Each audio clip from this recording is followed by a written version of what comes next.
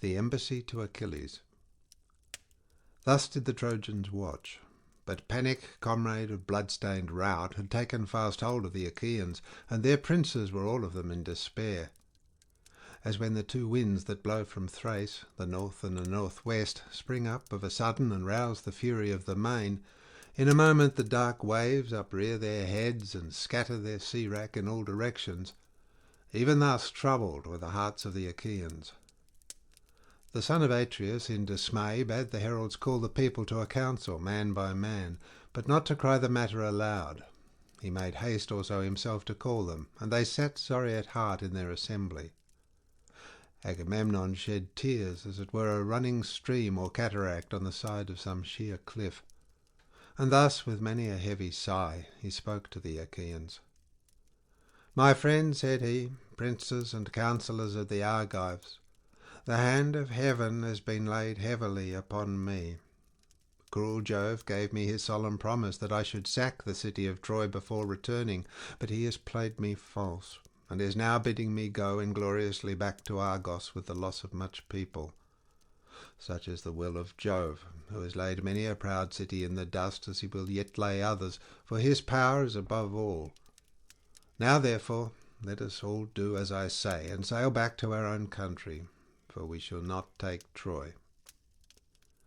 Thus he spoke, and the sons of the Achaeans for a long while sat sorrowful there, but they all held their peace, till at last Diomed of the loud battle cry made answer, saying, "Son of Atreus, I will chide your folly, as is my right in council. Be not then aggrieved that I should do so. In the first place, you attacked me before all the Danaans, and said I was a coward and no soldier. The Argives young and old know that you did so. But the son of scheming Saturn endowed you by halves only. He gave you honour as the chief ruler over us, but valour, which is the highest, both right and might, he did not give you. Sir, think you that the sons of the Achaeans are indeed as unwarlike and cowardly as you say they are? If your own mind is set upon going home, go. The way is open to you. The many ships that followed you from Mycenae stand raged upon the seashore. But the rest of us stay here till we have sacked Troy. Nay, though these too should return homeward with their ships, Sthenelus and myself will still fight on till we reach the goal of Iliad, for heaven was with us when we came."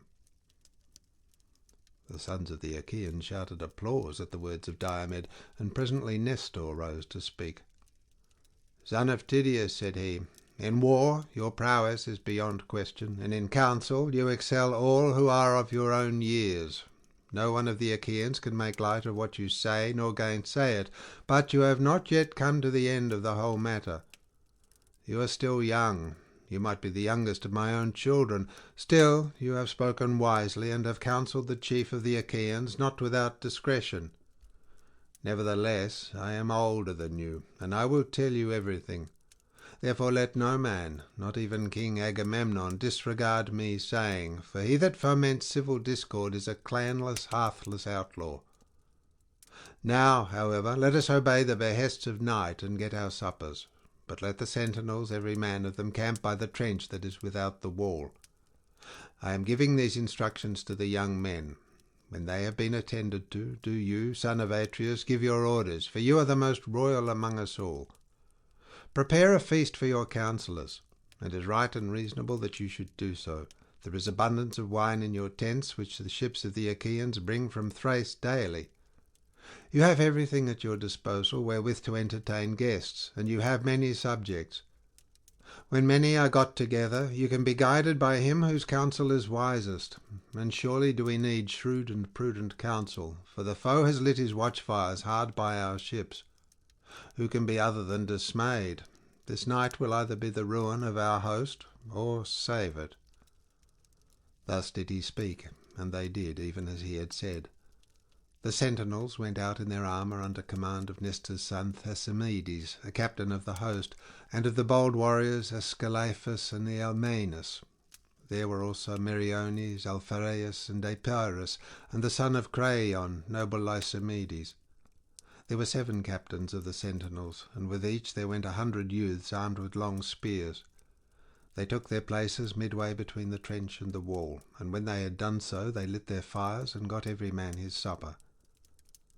The son of Atreus then bade many counsellors of the Achaeans to his quarters, and prepared a great feast in their honour.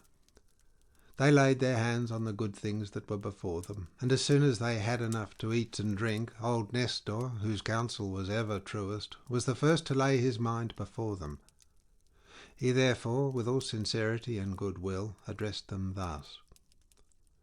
With yourself, most noble son of Atreus, king of men, Agamemnon, will I both begin my speech and end it, for you are king over much people. Jove, moreover, has vouchsafed you to wield the sceptre and to uphold righteousness, that you may take thought for your people under you.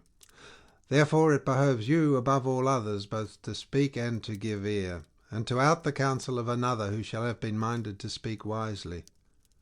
All turns on you and on your commands.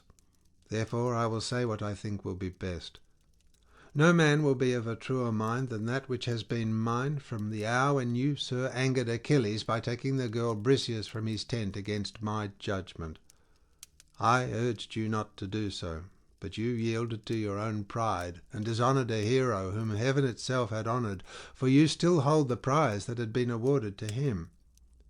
Now, however, let us think how we may appease him, both with presents and fair speech that may conciliate him. And King Agamemnon answered, Sir, you have reproved my folly justly. I was wrong. I own it. One whom heaven befriends is in himself a host, and Jove has shown that he befriends this man by destroying much people of the Achaeans. I was blinded with passion and yielded to my worser mind. Therefore I will make amends, and will give him great gifts by way of atonement. I will tell them in the presence of you all. I will give him 7 tripods that have never yet been on the fire, and 10 talents of gold. I will give him 20 iron cauldrons, and 12 strong horses that have won races and carried off prizes. Rich indeed, both in land and gold, is he that has as many prizes as my horses have won me. I will give him 7 excellent workwomen, lesbians, whom I chose for myself when he took Lesbos, all of surpassing beauty. I will give him these, and with him her whom I erstwhile took from him, the daughter of Briseis. And I swear a great oath that I never went up into her couch, nor have been with her after the manner of men and women. All these things will I give him now, and if hereafter the gods vouchsafe me to sack the city of Priam, let him come when we Achaeans are dividing the spoil, and load his ship with gold and bronze to his liking. Furthermore, let him take 20 Trojan women, the loveliest after Helen herself. Then, when we reach Achaean Argos, wealthiest of all lands, he shall be my son-in-law, and I will show him honour with my own dear son Orestes, who is being nurtured in all abundance. I have 3 daughters, Chrysothemis, Laodice, and Iphianassa. Let him take the one of his choice, freely and without gifts of wooing, to the house of Peleus.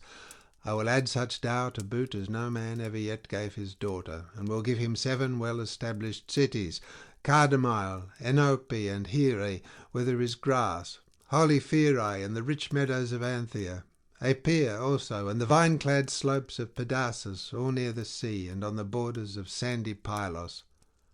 The men that dwell there are rich in cattle and sheep. They will honour him with gifts as though he were a god, and be obedient to his comfortable ordinances. All this will I do if he will now forego his anger. Let him then yield. It is only Hades who is utterly ruthless and unyielding, and hence he is of all gods the one most hateful to mankind. Moreover, I am older and more royal than himself. Therefore let him now obey me. Then Nestor answered, Most noble son of Atreus, king of men, Agamemnon, the gifts you offer are no small ones. Let us then send chosen messengers, who may go to the tent of Achilles, son of Peleus, without delay. Let those go whom I shall name. Let Phoenix, dear to Jove, lead the way. Let Ajax and Ulysses follow, and let the heralds Odius and Eurybates go with them. Now bring water for our hands, and bid all keep silence while we pray to Jove, the son of Saturn, if so be that he may have mercy upon us. Thus did he speak, and his saying pleased them well. Men-servants poured water over the hands of the guests, while pages filled the mixing bowls with wine and water and handed it round after giving every man his drink offering.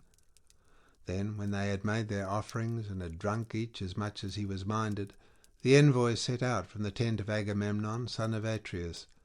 And Nestor, looking first to one and then to another, but most especially at Ulysses, was instant with them that they should prevail with the noble son of Peleus.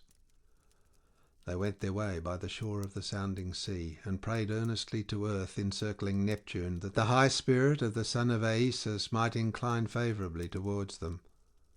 When they reached the ships and tents of the Myrmidons, they found Achilles playing on a lyre, fair of cunning workmanship, and its crossbar was of silver.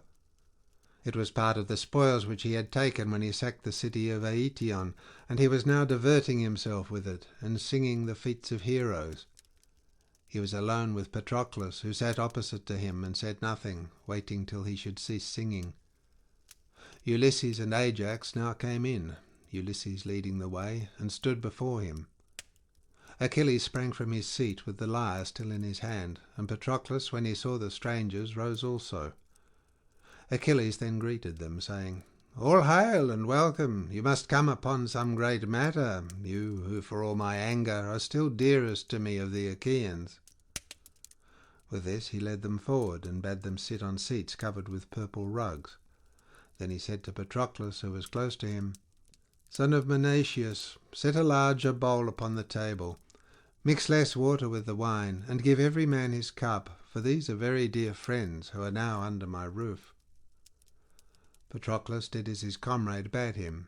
He set the chopping block in front of the fire, and on it he laid the loin of a sheep, the loin also of a goat, and the chine of a fat hog. Automedon held the meat while Achilles chopped it. He then sliced the pieces and put them on spits, while the son of Menatius made the fire burn high.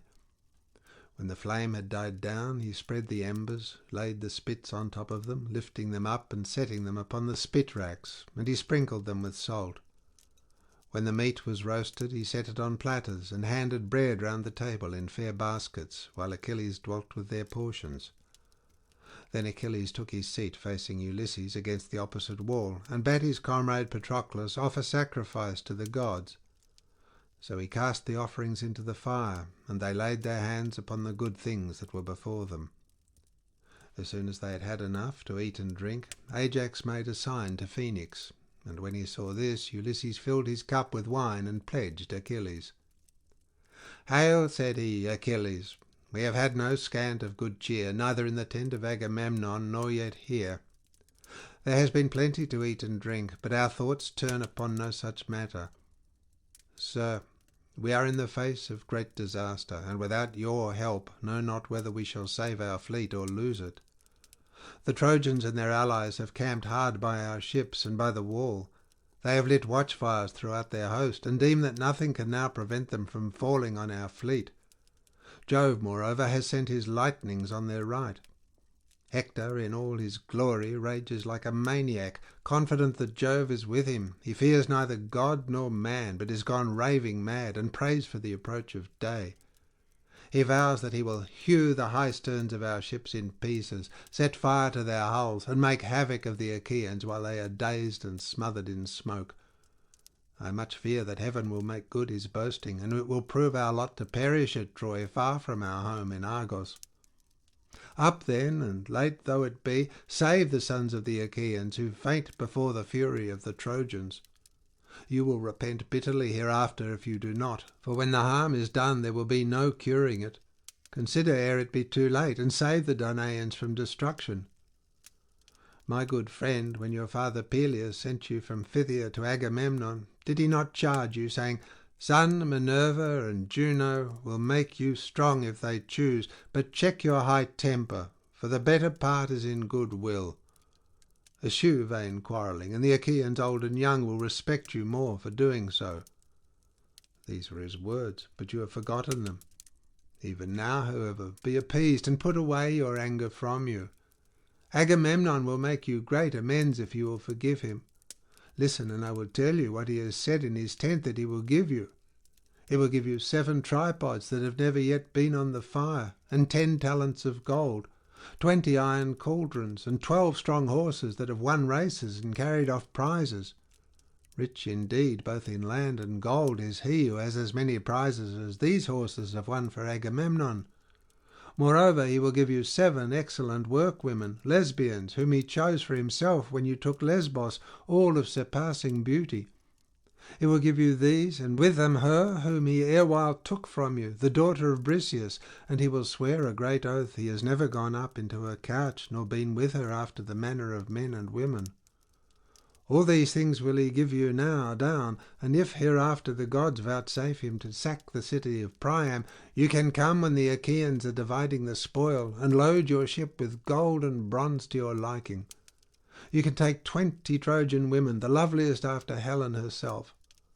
Then when we reach Achaean Argos, wealthiest of all lands, you shall be his son-in-law, and he will show you like honour with his own dear son Orestes, who is being nurtured in all abundance. Agamemnon has 3 daughters, Chrysothemis, Laodice, and Iphianassa. You may take the one of your choice, freely and without gifts of wooing, to the house of Peleus. He will add such dower to boot as no man ever yet gave his daughter, and will give you 7 well-established cities, Cardamyle, Enope, and Here, where there is grass, holy Pherai, and the rich meadows of Anthea, Apaea also, and the vine-clad slopes of Pedasus, all near the sea, and on the borders of sandy Pylos. The men that dwell there are rich in cattle and sheep. They will honour you with gifts as though you were a god, and be obedient to your comfortable ordinances. All this will he do if you will now forego your anger. Moreover, though you hate both him and his gifts with all your heart, yet pity the rest of the Achaeans who are being harassed in all their host.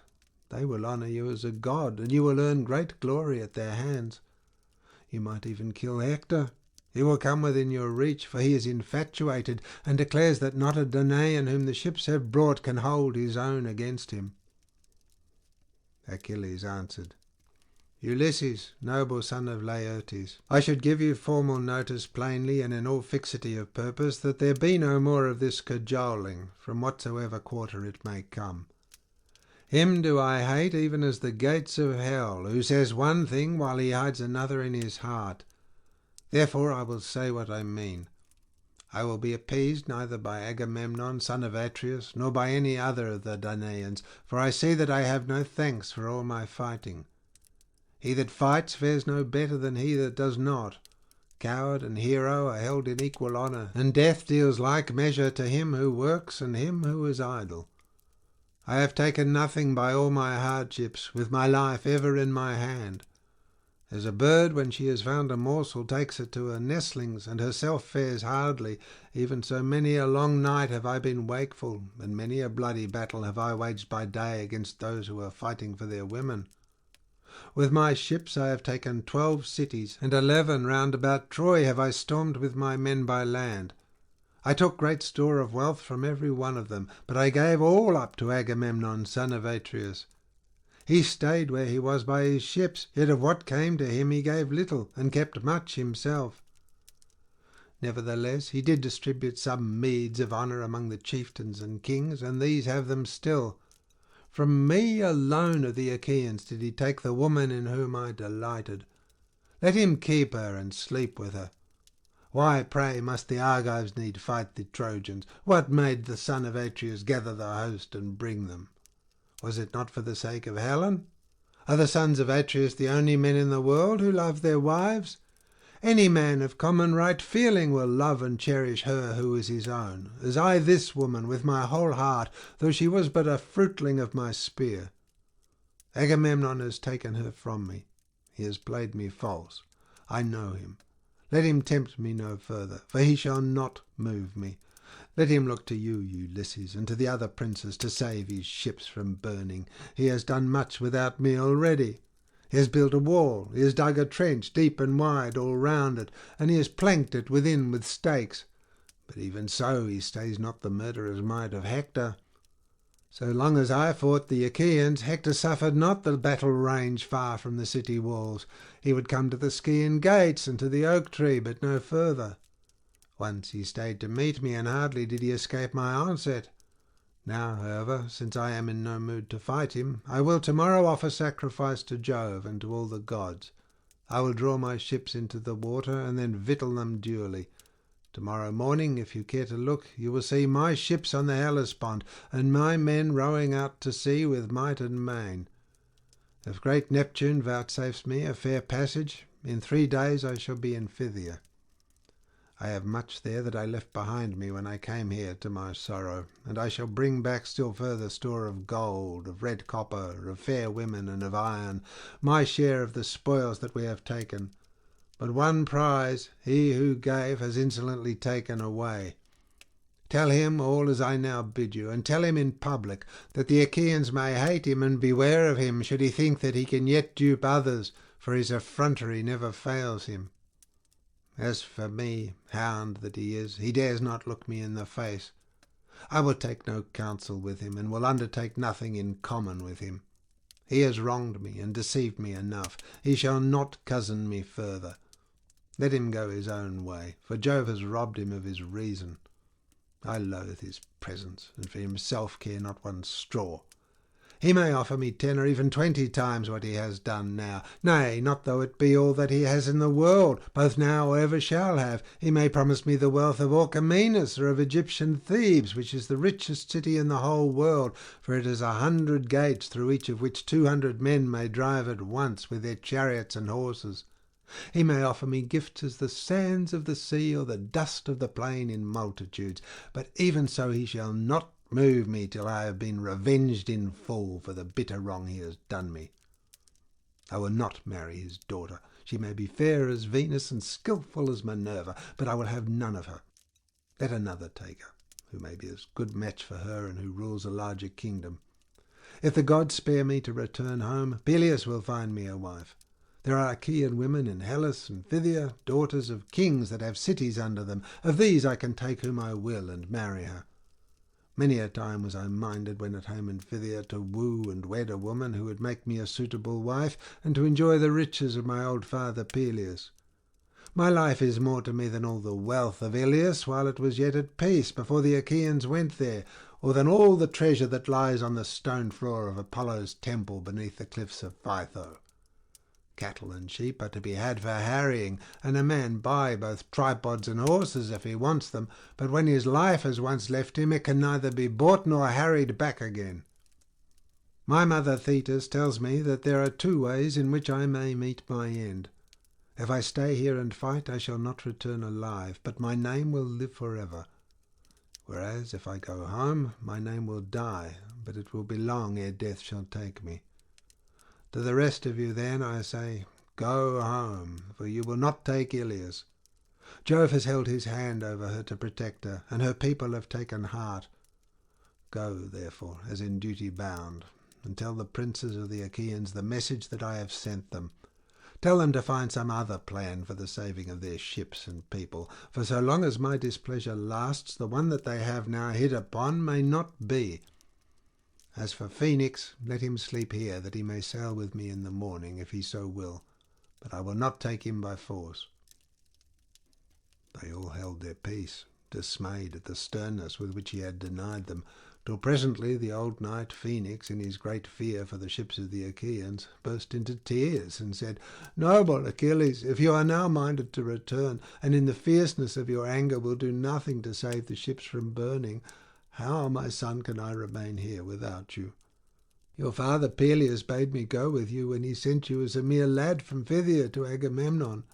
You knew nothing neither of war nor of the arts whereby men make their mark in council, and he sent me with you to train you in all excellence of speech and action. Therefore, my son, I will not stay here without you. No, not though heaven itself vouchsafe to strip my years from off me, and make me young as I was when I first left Hellas, the land of fair women.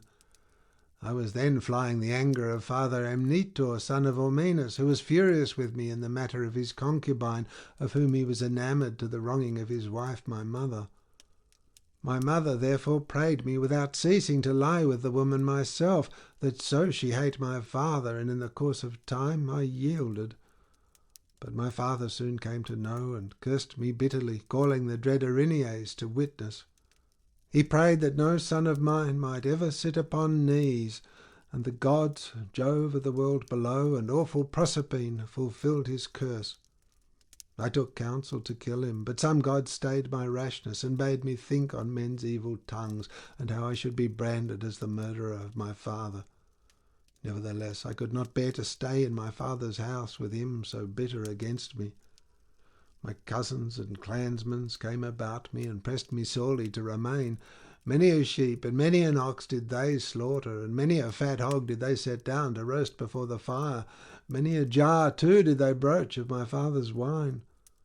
9 whole nights did they set a guard over me, taking it in turns to watch, and they kept a fire always burning, both in the cloister of the outer court and in the inner court at the doors of the room wherein I lay. But when the darkness of the 10th night came, I broke through the closed doors of my room, and climbed the wall of the outer court, after passing quickly and unperceived through the men on guard and the women servants. I then fled through Hellas till I came to fertile Phthia, mother of sheep, and to King Peleus, who made me welcome and treated me as a father treats an only son who will be heir to all his wealth. He made me rich and set me over much people, establishing me on the borders of Phthia, where I was chief ruler over the Dolopians. It was I, Achilles, who had the making of you. I loved you with all my heart, for you would eat neither at home nor when you had gone out elsewhere, till I had first set you upon my knees, cut up the dainty morsel that you were to eat, and held the wine-cup to your lips. Many a time have you slobbered your wine in baby helplessness over my shirt. I had infinite trouble with you, but I knew that heaven had vouchsafed me no offspring of my own, and I made a son of you, Achilles, that in my hour of need you might protect me. Now, therefore, I say, battle with your pride and beat it. Cherish not your anger forever. The might and majesty of heaven are more than ours, but even heaven may be appeased, and if a man has sinned, he prays the gods, and reconciles them to himself by his piteous cries and by frankincense, with drink offerings and the savour of burnt sacrifice.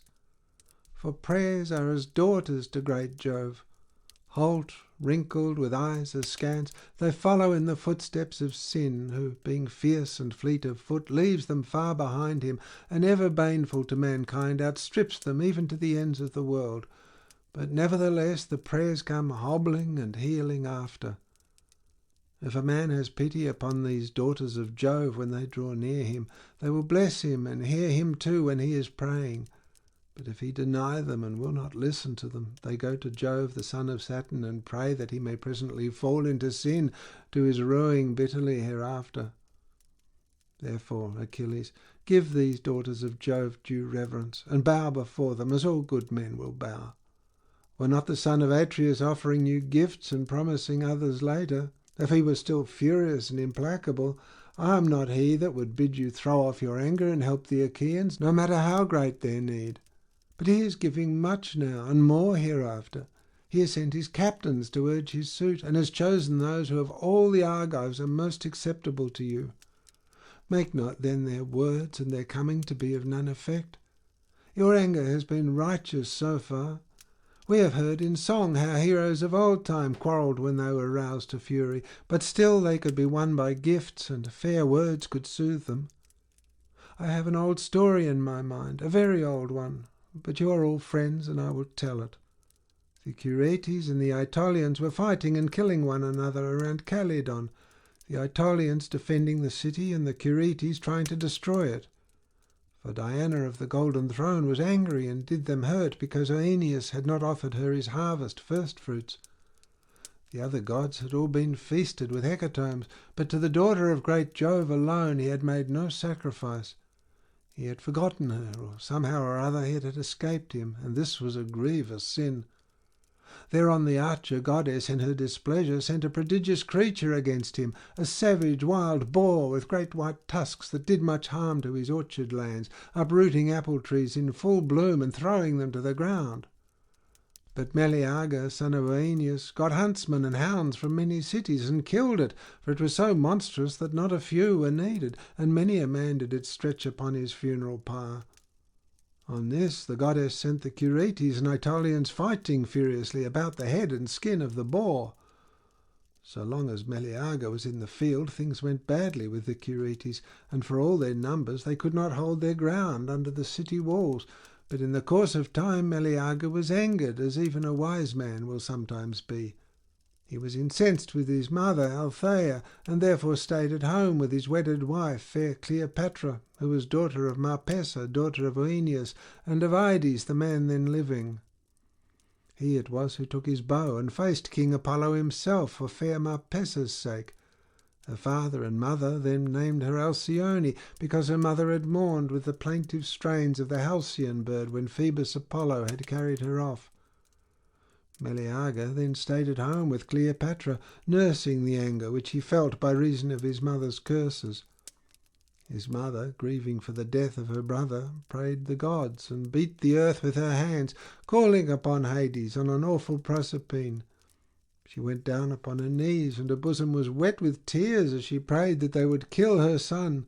And Erinyes, that walks in darkness and knows no ruth, heard her from Erebus.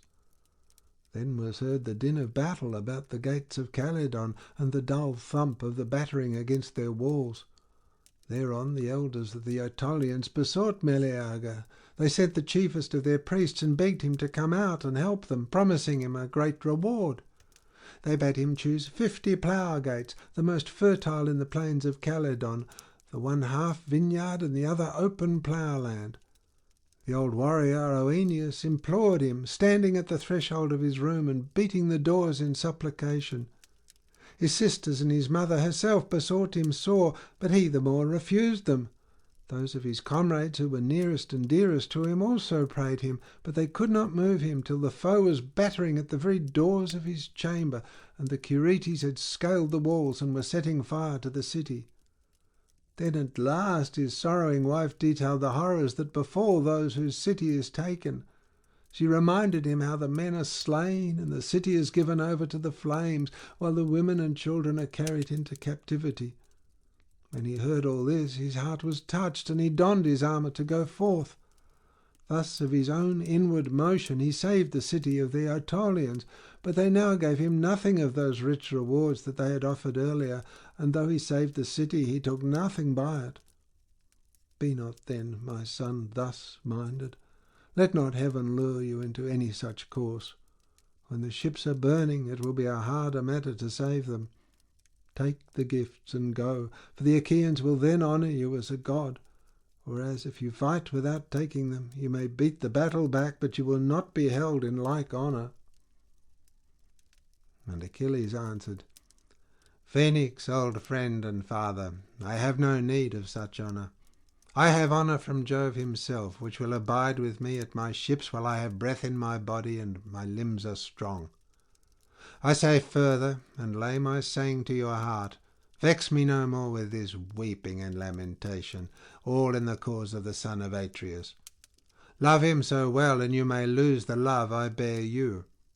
You ought to help me rather than in troubling those that trouble me.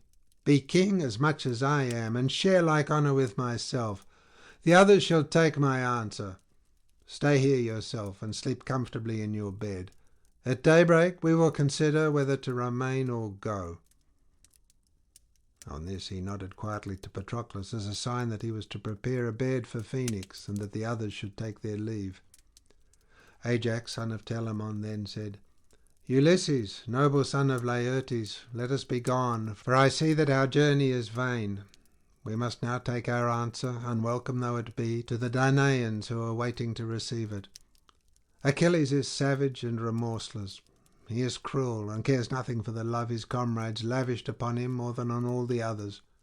He is implacable, and yet if a man's brother or son has been slain, he will accept a fine by way of amends from him that killed him, and the wrongdoer, having paid in full, remains in peace among his own people. But as for you, Achilles, the gods have put a wicked, unforgiving spirit in your heart, and this all about one single girl, whereas we now offer you the 7 best we have, and much else into the bargain. Be then of a more gracious mind. Respect the hospitality of your own roof. We are with you as messengers from the host of the Danaans, and would fain be held nearest and dearest to yourself of all the Achaeans. Ajax, replied Achilles, noble son of Telamon, you have spoken much to my liking, but my blood boils when I think it all over, and remember how the son of Atreus treated me with contumely as though I were some vile tramp, and that too in the presence of the Argives. Go then and deliver your message. Say that I will have no concern with fighting till Hector, son of noble Priam, reaches the tents of the Myrmidons in his murderous course, and flings fire upon their ships.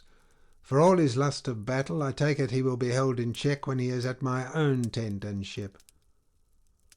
On this they took every man his double cup, made their drink offerings, and went back to the ships, Ulysses leading the way. But Patroclus told his men and maidservants to make ready a comfortable bed for Phoenix. They therefore did so, with sheepskins, a rug, and a sheet of fine linen. The old man then laid himself down and waited till morning came. But Achilles slept in an inner room, and beside him the daughter of Phorbas, lovely Diomede, whom he had carried off from Lesbos. Patroclus lay on the other side of the room, and with him fair Iphis, whom Achilles had given him when he took Skyros, the city of Aeneas. When the envoys reached the tents of the son of Atreus, the Achaeans rose, pledged them in cups of gold, and began to question them. King Agamemnon was the first to do so. "Tell me, Ulysses," said he, "will he save the ships from burning, or did he refuse, and is he still furious?" Ulysses answered, "Most noble son of Atreus, king of men, Agamemnon, Achilles will not be calmed, but is more fiercely angry than ever, and spurns both you and your gifts.